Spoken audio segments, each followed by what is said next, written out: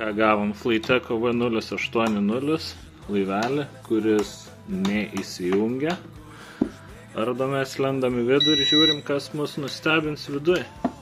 Drėgmės požymio, tai galimai kažkur patenka vanduo, to pačiu kaupiasi ir ant plokštės, kondensatas ir panašiai. Plokštė išbalsta ir galiausiai nusprogsta visi kontaktai.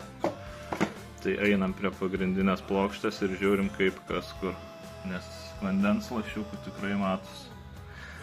Vandens tikrai yra buvę.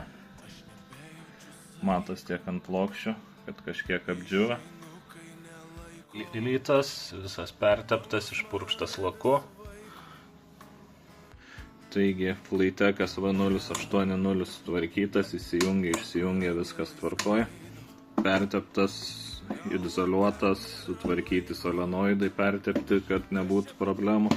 Ir šiam momentui parodau jų didžiausią bėdą, dėl ko šie laiveliai užsidega ir aš jais nebeprekiauju. Tai va šitas tarpas baterijų dangtelio, kiek ir buvo kartota tiekėjam, kadangi laiko tik šie du šoniniai laikikliai, priekis lieka praviras, pasigauna vandens į vidų, baterija gauna trumpą jungimą ir kadangi ličio jonų akumas būna laivelis on fire, tai klientui dar nemokamai sutvarkysim šitą, kad jisai galėtų saugiai plaukioti.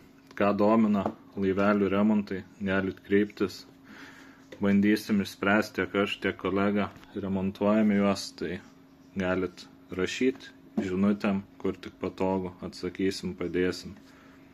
Jeigu neturėsim dalių, nukreipsim, kur galit susiremontuoti.